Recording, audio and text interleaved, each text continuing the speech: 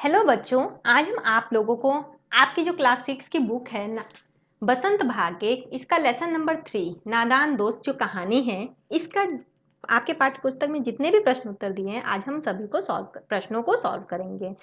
इनके जो लेखक है ये मुंशी प्रेमचंद है। इस कहानी का जो एक्सप्लेनेशन है हम आपको इसके पहले के वीडियो में दे चुके हैं। यदि आप लोगों ने वो वीडियो नहीं देखा है तो आप हमारे डिस्क्रिप्शन में दिए गए लिंक से जाके देख सकते हैं, या हमारे चैनल के प्लेलिस्ट में भी चले जाइए, वहाँ पे भी आपको सभी वीडियो मिल जाएंगे।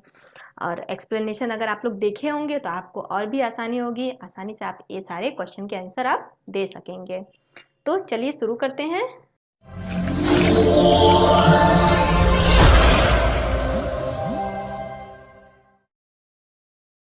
आपके पाठ्य पुस्तक के जो प्रश्न उत्तर है, प्रश्न अभ्यास है, जो लेसन का नाम है नादान से, जो कहानी से पूछा गया क्वेश्चन है, पहले इसको कर लेते हैं सॉल्व। इसका क्वेश्चन नंबर 1, अंडों के बारे में केशव और श्यामा के मन में किस तरह के सवाल उठते थे। वो दोनों तो अंडे देकर बहुत सारे क्वेश्चन करते थे मन ही मन। तो वो क्वेश्चन क्या क्या थे, वे आपस ही में सवाल जवाब करके अपने दिल को तसल्ली क्यों दे दिया करते थे। अब यहाँ पे क्वेश्चन में पूछ रहा है, तो इसका आंसर होगा कि अंडों के बारे में केशव और श्यामा, केशव लड़का रहता है, श्यामा लड़की, दोनों भाई बहन रहते हैं, उनके दिल में तरह तरह के सवाल, मतलब तरह तरह के प्रश्न उठते थे, क्वेश्चन उठते थे। जैसे कि अंडे कितने बड़े होंगे, और जो चिड़िया के अंडे रहते हैं उनको देखकर उनके मन में क्वेश्चन उठते हैं कि अंडे कितने बड़े होंगे, किस कलर के होंगे अंडे, और कितने कितने अंडे होंगे, और वे क्या खाते होंगे, उनमें से बच्चे किस तरह निकलेंगे, आखिर बच्चों के जो पर होंगे, पंख, वो कैसे निकलेंगे, घोंसला कैसा है। लेकिन उनके प्रश्नों का जवाब देने वाला कोई नहीं था। वो जो इतने सारे क्वेश्चन उनके मन में उठ रहे हैं, श्यामा और केशव के मन में, इन सभी क्वेश्चन का आंसर देने के लिए कोई भी नहीं था। माँ घर के कामों में व्यस्त थी और बाबूजी पढ़ने लिखने में व्यस्त थे। इसीलिए केशव और श्यामा आपस में ही सवाल जवाब करके अपने दिल को क्या करते थे, तसल्ली दे दिया करते थे, मतलब अपने दिल को सांत्वना दे दिया करते थे, ये सब क्वेश्चन को खुद में ही पूछकर। चलिए अब आगे बढ़ते हैं नेक्स्ट क्वेश्चन की ओर। क्वेश्चन नंबर 2, केशव ने श्यामा से चिथड़े, टोकरी और दाना पानी मंगाकर कॉर्निस पर क्यों रखे थे।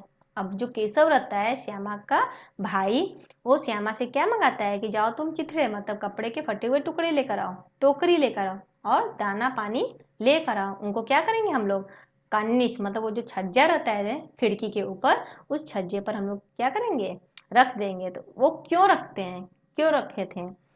कॉर्निस जो रहता है, छज्जे के ऊपर चिड़ियों के अंडे थे। क्यों रखते हैं, क्योंकि उस कॉर्निस, वो जो छज्जा रहता है खिड़की के ऊपर, उस पर चिड़िया के अंडे थे। केशव और श्यामा ने सोचा कि शायद अब अंडों से बच्चे निकल आए होंगे। अब उन लोगों को लग रहा है कि इन अंडों से बच्चे निकल आए होंगे, और उन दोनों के मन में ये क्वेश्चन उठ रहा था कि चिड़िया बेचारी इतना दाना कहाँ से पाएंगी कि सारे बच्चों का पेट भर सके। इसीलिए शायद बच्चों को धूप भी लगती होगी और प्यास से भी तड़पते होंगे। बस इन्हीं सब जरूरतों को पूरा करने के लिए केशव ने श्यामा से क्या मांगा कि चिथड़े, टोकरी और दाना पानी लेकर आओ, ताकि मैं इसको कॉर्निस पर रख दिया जाए। तो वो लोग उसको मंगाकर क्या करते हैं, कॉर्निस पर रख देते हैं। तो यहाँ पे यही क्वेश्चन में पूछ रहा है कि केशव ने श्यामा से चिथड़े, टोकरी, दाना पानी मंगाकर कॉर्निस पर क्यों रखे थे, ताकि उन चिड़ियों को कोई तकलीफ न हो। इसीलिए वो लोग ये सब क्या करते हैं, कॉर्निस पर रख देते हैं। आगे बढ़ते हैं नेक्स्ट क्वेश्चन के, क्वेश्चन नंबर 3, केशव और श्यामा ने चिड़िया के अंडों की रक्षा की या नादानी की। ठीक है, तो यहाँ पे है कि केशव और श्यामा ने तो अंडों की रक्षा करनी चाहिए, परंतु यह उनकी क्या हो गई, नादानी निकल गई। उन लोग क्या कि इन अंडों की रक्षा करनी चाहिए, लेकिन ये क्या हो गई, नादानी निकल गई। बच्चों ने अंडे को छू दिया और उन्हें गंदा कर दिया। उन्हें यह मालूम नहीं था कि यदि वो अंडे को छू देंगे तो अंडे क्या हो जाएंगे, गंदे हो जाएंगे, और चिड़िया उन अंडे को गिराकर चली जाएगी। और वास्तव में केशव और श्यामा उन अंडों को रक्षा करना चाहते थे। रियल में देखा जाए तो दोनों भाई बहन क्या करना चाहते थे, रक्षा ही करना चाहते थे, परंतु ये रक्षा न होकर क्या हो गई, उनसे नादानी हो गई और उन चिड़ियों के बच्चों की हत्या उनसे हो गई। ये था उन लोगों की नादानी। कहानी से आगे अब इससे क्या क्वेश्चन पूछा गया, क्वेश्चन नंबर 1, केशव और श्यामा ने अंडों के बारे में क्या क्या अनुमान लगाए। फिर वही बोल रहा है कि उन लोगों ने क्या क्या अंदाजा लगाया, क्या क्या अनुमान लगाया। यदि उस जगह तुम होते तो क्या अनुमान लगाते और क्या करते। अगर केशव और श्यामा की जगह आप होते वहां पे तो आप क्या अनुमान लगाते, वहां पे आप क्या क्या करते। तो केशव और श्यामा के मन में तो बहुत सारे ऐसे क्वेश्चन उठे अंडों के बारे में, ठीक है। शायद अब क्या क्या उठे थे कि शायद अब उन अंडों से बच्चे बाहर आ गए होंगे, चिड़िया बच्चों के लिए इतना खाना कहाँ से लाएगी। अभी मैंने ऊपर के क्वेश्चन में आप लोगों को आंसर दिया, बेचारे ये बच्चे इस तरह चू चू करके तो मर जाएंगे, उन्हें धूप से भी बहुत कष्ट होगा। ये सब क्वेश्चन उठ रहा था ना उन लोगों दोनों के मन में, भाई बहन के। यदि केशव और श्यामा की जगह हम होते तो हम भी यही अनुमान लगाते कि कहीं कोई जानवर या जीव जंतु उन अंडों तक पहुंच तो नहीं जाएगा। अब जैसे कह रहा है कि अगर हम होते तो हमारे मन में यही क्वेश्चन आता कि कहीं इन अंडों तक कोई जानवर या जीव जंतु तो नहीं पहुंच जाएगा, कॉर्निस तक कोई भी जानवर न पहुंच सके, मैं इसका प्रयत्न करूंगा। अब मैं इसका जरूर प्रयत्न करूंगा कि कोई भी जानवर वहां तक न पहुंचे, उन अंडों को न तोड़े। हम अंडों के साथ किसी भी तरह का छेड़छाड़ नहीं करते हैं, ठीक है। और अगर हम होते तो हम वहाँ पे क्या करते हैं, या आप होते तो आप क्या करते हैं, उन चिड़ियों के साथ छेड़छाड़ नहीं करते हैं, उन चिड़ियों के अंडों के साथ। चिड़ियों को यदि दाना देना होता है तो कॉर्निस पर रखने की बजाय क्या करते हैं, नीचे जमीन पर दानों को बिखेर देते हैं और वो नीचे जमीन पर आकर दानों को खा लेती है और अंडे क्या रहते हैं, सुरक्षित रहते हैं और उनसे बच्चे निकलते हैं। तो यही है इसका आंसर। आगे बढ़ते हैं नेक्स्ट क्वेश्चन, क्वेश्चन नंबर 2। माँ के सोते ही, जैसे ही माँ सोती है, केशव और श्यामा दोपहर में बाहर क्यों निकल आते हैं। माँ के पूछने पर भी दोनों में से किसी ने किवाड़ खोलकर दोपहर में बाहर निकलने का कारण क्यों नहीं बताते हैं। माँ जब पूछती है कि तुम दोनों बाहर किवाड़ खोलकर दोपहर में क्यों गए, तो दोनों ने ही आंसर नहीं बताते हैं। तो इसका क्यों नहीं बताते हैं, इसका आंसर क्या होगा, चलिए अब इसका आंसर जानते हैं। अम्मा जी के सोते ही दोनों क्या करते हैं, केशव और श्यामा चुपके से धीरे से उठकर दरवाजा खोलकर बाहर आ जाते हैं। क्यों बाहर आ जाते हैं, क्योंकि वही समय ऐसा था जब वे बाहर आएंगे और अंडों की हिफाजत की तैयारियां कर सकेंगे और चिड़ियों के बच्चों को भी देख सकेंगे, इसीलिए वो दोनों बाहर आ जाते हैं। यदि माँ उनको देख लेती तो अंडों को छूने भी नहीं देती। उनको लग रहा था कि यदि माँ देख लेती है तो अंडों को छूने नहीं देती।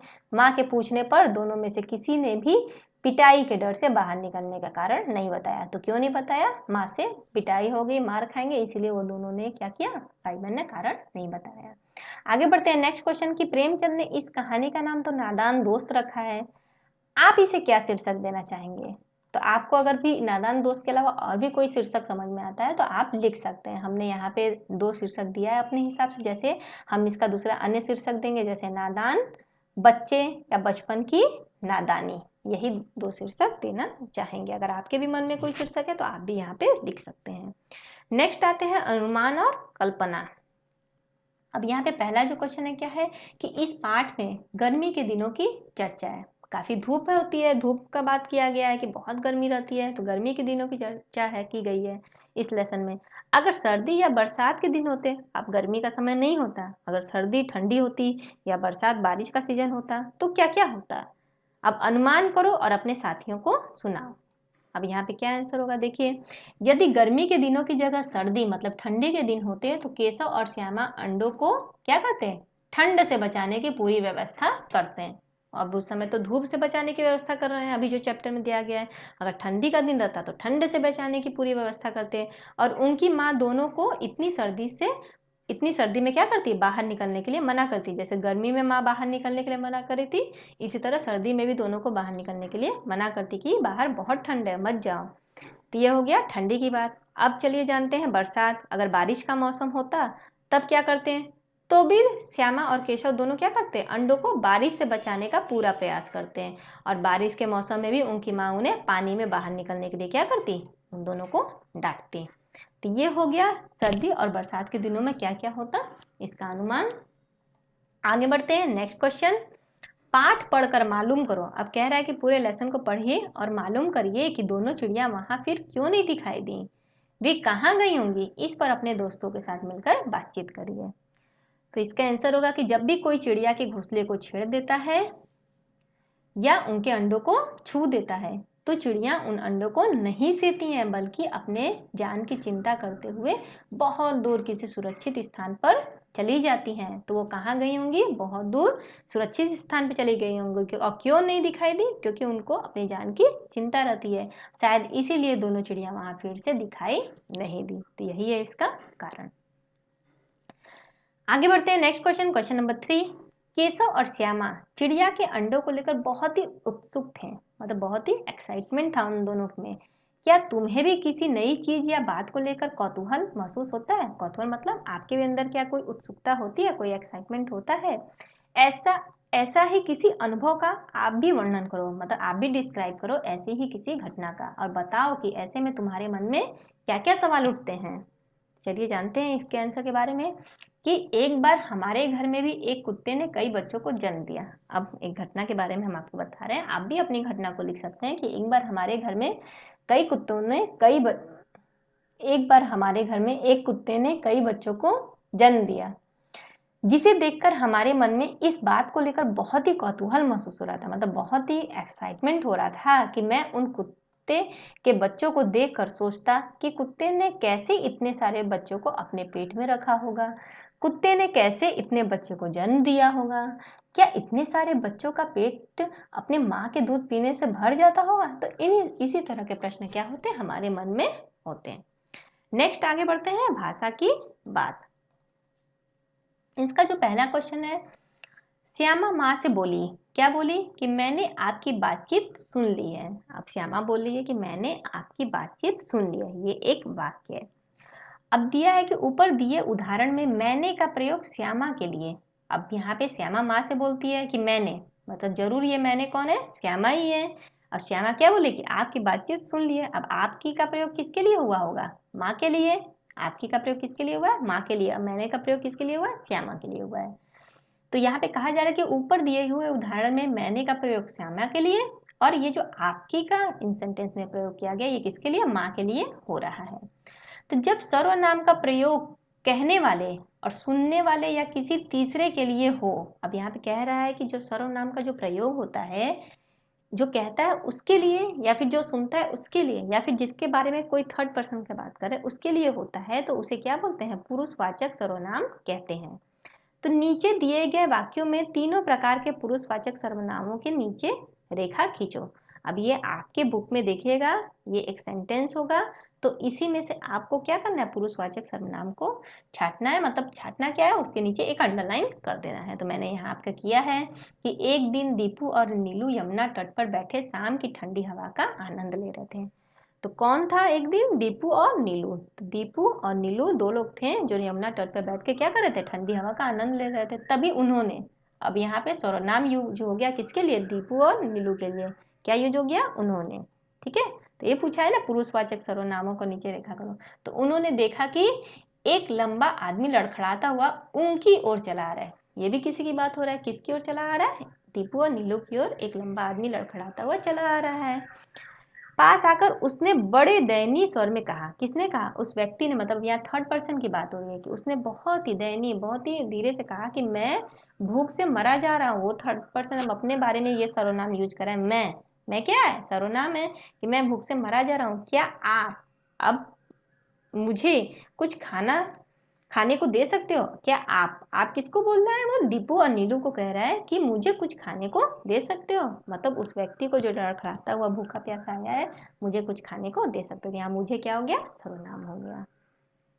तो ये हो गया इसका आंसर। अब नेक्स्ट क्वेश्चन नंबर 2।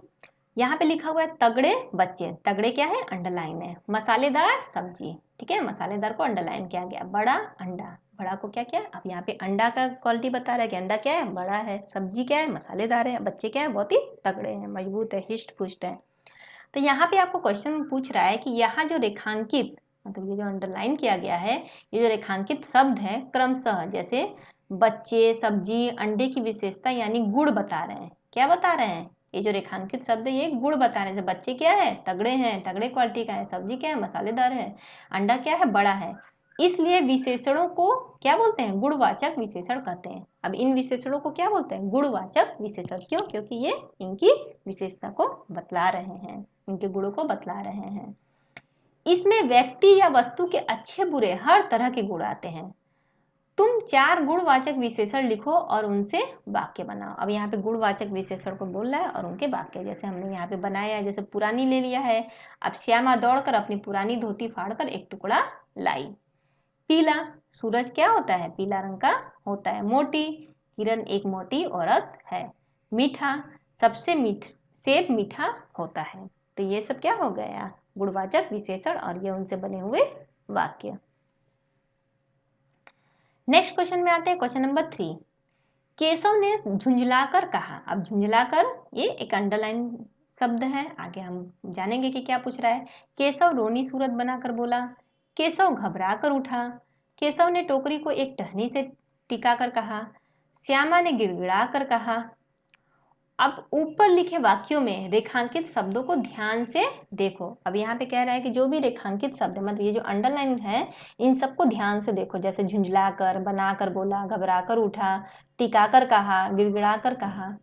ये शब्द रीतिवाचक क्रिया विशेषण का काम कर रहे हैं। रीतिवाचक क्रिया विशेषण का काम कर रहे हैं। क्यों? क्योंकि ये बता रहे हैं कि कहने, बोलने और उठने की क्रिया कैसे क्रिया हुई। मतलब वो जो क्रिया जो कर रहे हैं, मतलब वो जो कह रहे हैं, वो कैसे कर रहे हैं, गिड़गिड़ा कर कह रहे हैं। तो ये एक कैसा हो गया, रीतिवाचक क्रिया विशेषण हुआ। ठीक है।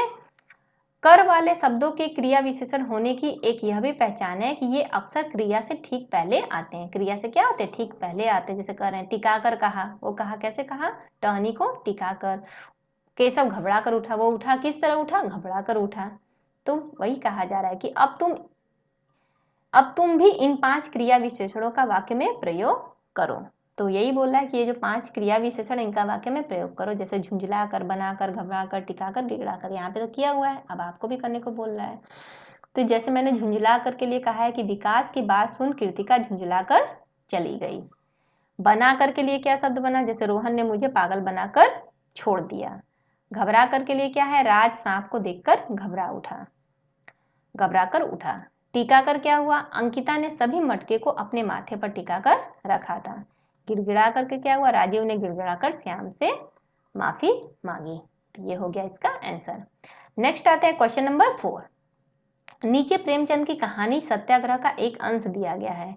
तुम इसे पढ़ोगे तो पाओगे कि विराम चिन्हों के बिना यह अंश अधूरा सा है। तुम आवश्यकता के अनुसार उचित जगहों पर विराम चिन्ह लगाओ। अब यहाँ पे कह रहा है कि नीचे प्रेमचंद की कहानी है सत्याग्रह, उसी का कुछ भाग दिया गया है, लेकिन इसमें फुल स्टॉप मतलब विराम चिन्ह नहीं दिया गया है। जो ये आपका क्या होता है, ये विराम चिन्ह होता है, ये नहीं दिया गया है। ओके, ये विराम चिन्ह नहीं दिया गया है। तो आपको क्या करना है, इस सारे वाक्यों को पढ़ना है और विराम चिन्ह को लगाना है। जैसे आपका ये, उसी समय एक खोमचे वाला जाता दिखाई दिया, 11 बज चुके थे, चारों तरफ सन्नाटा छा गया था, कहीं भी विराम चिन्ह नहीं है। तो हमने यहाँ, आप ये पढ़िएगा, ये मैंने विराम चिन्ह लगाया। जैसे उसी समय एक खोमचे वाला जाता दिखाई दिया, फिर ये विराम चिन्ह लग गया। 11 बज चुके थे, फिर ये विराम चिन्ह है। चारों तरफ सन्नाटा छा गया था, फिर यहाँ पे विराम चिन्ह लगेगा। पंडित जी ने बुलाया खोमचे वाले। ठीक है, खोमचे वाले कहिए क्या दूं, भूख लग आई ना, फिर यहाँ पे एक विराम चिन्ह है। अन्न जल छोड़ना साधुओं का काम है और हमारा आपका नहीं, फिर यहाँ पे विराम चिन्ह। मोटे राम, अबे क्या कहता है, यहाँ क्या किसी साधु से कम है, फिर यहाँ पे विराम चिन्ह है। चाहे तो महीनों पड़े रहें और भूख न लगे, फिर ये विराम चिन्ह है। मुझे तो केवल इसलिए बुलाया है कि जरा अपनी कुप्पी मुझे दे, फिर यहाँ पे विराम चिन्ह लगेगा। देखूं तो वहाँ क्या रेंग रहा है, फिर ये देखिए यहाँ विराम चिन्ह है। मुझे भय होता है, फिर ये लास्ट में यहाँ विराम चिन्ह। तो ये विराम चिन्ह मैंने इस वाक्य में लगा दिया है, आप लोग इसे कर लीजिएगा। तो आशा करती हूँ कि ये सारे के सारे क्वेश्चन आंसर आपको समझ में आएंगे। पर एक सजेशन भी दूंगी कि इस क्वेश्चन आंसर को करने के पहले आप हमारे इसके पहले के जो वीडियो का एक्सप्लेनेशन है पूरे पाठ का, एक बार जरूर उसे सुन लें। तब आप देखिएगा आपको ये सारे के सारे क्वेश्चन आंसर बहुत ही आसानी से हो जाएंगे। तो वीडियो अच्छा लगा तो वीडियो को लाइक करें और चैनल को भी सब्सक्राइब करें। और अगर नहीं किए हैं, अगर किए हैं तो उसके लिए बहुत बहुत धन्यवाद। और बेल आइकन पे भी क्लिक करना जरूर करिएगा। बेल आइकन पे क्लिक भूलिएगा नहीं, क्योंकि इसी से आपको नोटिफिकेशन मिलेगा कि हमने आगे के क्या क्या वीडियो डाले हैं। तो हमारा वीडियो देखने के लिए बहुत बहुत धन्यवाद।